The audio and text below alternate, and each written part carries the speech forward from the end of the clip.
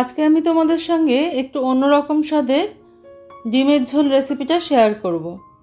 তো কয়েকটা ডিম আমি সিদ্ধ করে নিয়েছি আর দেখো এরকমভাবে কেটে নিলাম যাতে ডিমের ভেতরে মশলাটা ভালো করে ঢুকে যায়। আমার হাতটা অবশ্যই ভালো করে ধোয়া আছে, কারণ এটা একটা হেলদি হ্যাবিট। একটুখানি নুন আর হলুদ দিয়ে যেমন করে আমরা ডিমটাকে মাখিয়ে নিই সেরকম করে মাখিয়ে নেব। Welcome to my cooking channel Shatabdi's kitchen. Shatabdi's কিচেনে তোমাদের সবাইকে স্বাগত। নমস্কার বন্ধুরা, আমি শতাব্দী। তোমরা সবাই কেমন আছো? আশা করি সবাই ভালো আছো, সবাই সুস্থ আছো। এবার একটা কড়াইতে দিয়ে দিলাম খুব সামান্য পরিমাণে একটু সর্ষের তেল। ডিমটা যাতে না ফাটে, কড়াইতে অনেক সময় ডিম ভাজতে গেলে ডিমটা ফেটে ওঠে, সেই জন্য সামান্য একটুখানি নুন আমি যোগ করে দিয়েছি। এবার ডিমগুলো খুব হালকা করে ভেজে নেব।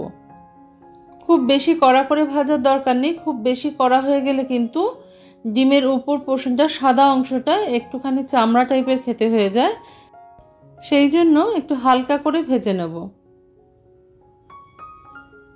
ডিমটা দেখো আমার ভাজা হয়ে গেছে, খুব বেশি লাল কিন্তু করিনি, আমি হালকা করেই ভেজে নিয়েছি। ভেজে নিয়ে ডিমগুলো তুলে নিলাম। এবার ওই একই তেলের মধ্যে ফোড়নে আমি দিয়ে দিলাম গোটা জিরে, দুটো শুকনো লঙ্কা আর একটা তেজপাতা হাত দিয়ে ছিঁড়েই আমি দিয়ে দিলাম। ফোড়নটাকে কিছুক্ষণ আমাদের ভেজে নিতে হবে। ফোড়নটা কিছুক্ষণ ভাজার পর যখন এর থেকে একটা সুন্দর গন্ধ বের হবে, তখন আমি এর মধ্যে অ্যাড করে দেবো খুব সামান্য পরিমাণে একটুখানি হিং। ডিমের ঝোল, মাছের ঝোল বা মাংসের ঝোল যা কিছুই বলো না কেন, এইসব জিনিসে যদি একটু হিং অ্যাড করো, হিং যেমন আমাদের হজমের পক্ষে সহায়ক, তেমনি কিন্তু হিং দিলে টেস্টটা অনেক ভালো হয়।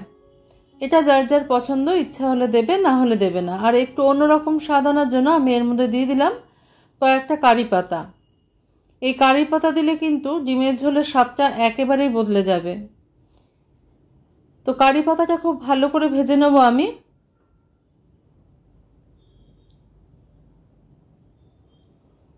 এবার ডিমের ঝোলের রঙটা যাতে সুন্দর আসে, সেই জন্য আমি এই তেলের মধ্যে সামান্য একটু পরিমাণে হলুদ যোগ করে দিলাম। যদি কেউ কখনো কারি পাতা দিয়ে এভাবে ডিমের ঝোল রান্না করে না খেয়ে থাকো, খুব সাদামাটা একটা রান্না, খুব তাড়াতাড়ি হয়ে যায়, কিন্তু স্বাদটা কিন্তু খুব সুন্দর হয়।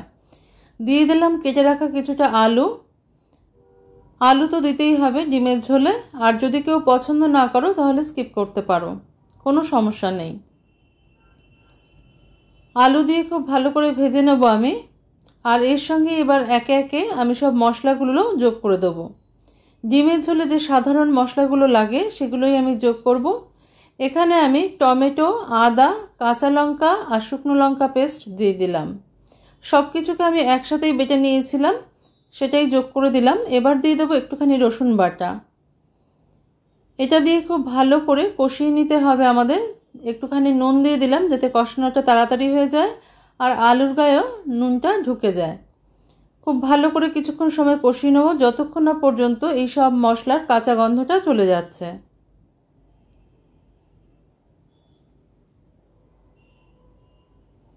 আমি কিন্তু খুব বেশি তেলের ব্যবহার এখানে করিনি, তোমরা চাইলে কিন্তু তেল অ্যাড করে নিতে পারো, তবে খুব বেশি তেল আমি এখানে অ্যাড করিনি। ওই সামান্য তেলে কিন্তু আমি এই রান্নাটা করে নেব, আর এটা খেতে অসাধারণ হয়।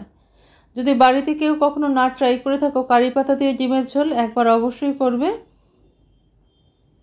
ফ্লেভারটা খুব সুন্দর আসে। খুব সাধারণ একটা সাদামাটা রান্না আজকে আমি তোমাদের সঙ্গে শেয়ার করে দিলাম।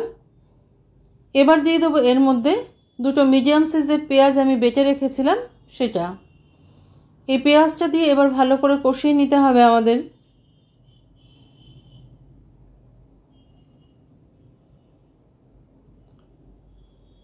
পেঁয়াজটা দেখো কষানো হয়ে এসছে, তবে আরও ভালো করে কষানোর জন্য আমি একটা ঢাকনা দিয়ে দিলাম কিছুক্ষণ সময়ের জন্য। ফিরে এলাম কিছুক্ষণ সময় বাদে, দেখো মশলাটা কিন্তু রেডি হয়ে গেছে। পেঁয়াজ, আদা, রসুনের কাঁচা গন্ধটা কিন্তু চলে গেছে।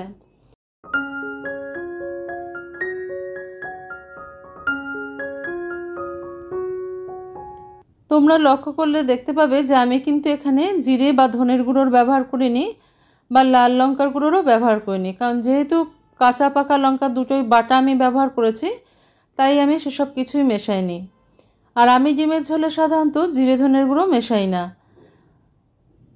এবার ভেজে রাখা ডিমগুলো দিয়ে কিছুক্ষণ সময় একটু নাড়িয়ে নেব। এবার এর মধ্যে অ্যাড করে দেবো আমি কয়েকটা চিড়ে রাখা কাঁচা লঙ্কা। ঝালের পরিমাণটা যে যার নিজের পছন্দ মতন আর প্রয়োজন মতন ব্যবহার করবে।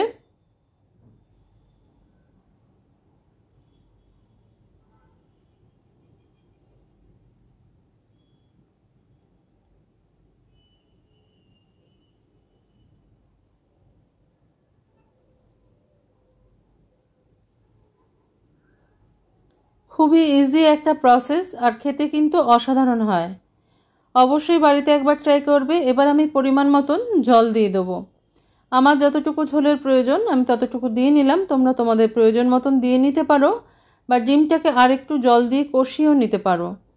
অনেক সময় শুকনো খেতেও অনেকে পছন্দ করে থাকে, তারা কিন্তু অল্প একটু জল দিয়ে কষিয়ে নিতে পারো।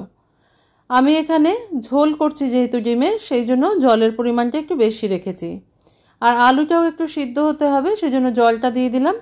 এবার কিছুক্ষণ সময়ের জন্য আমি কিন্তু এটাকে ঢেকে দেবো। নুনটা অবশ্যই তোমরা চেক করে নেবে এই সময়। নুনটা কিন্তু আমি অল্পই দিয়েছিলাম। আমি এবার একটুখানি সময়ের জন্য এটাকে ঢেকে দেবো, যতক্ষণ না পর্যন্ত আলুটা পুরোপুরি সিদ্ধ হয়ে যাচ্ছে। ফিরে এলাম 10 মিনিট বাদে। দেখো তেলটা ভেসে উঠেছে। এত কম তেলে রান্না করার পরেও কিন্তু তেলটা ভেসে উঠেছে, তার মানে ডিমের ঝোলটা আমাদের কষানো হয়ে গেছে আর আলুটাও কিন্তু সিদ্ধ হয়ে গেছে। আলুটা সম্পূর্ণভাবে সিদ্ধ হয়ে গেছে। আমি এইটুকু ঝোল রেখেছি। আজকে তাহলে এই পর্যন্তই বন্ধুরা। দেখা হচ্ছে পরের দিন অন্য কোনো রেসিপি নিয়ে তোমাদের সঙ্গে। তোমরা সবাই ভালো থেকো, সুস্থ থেকো।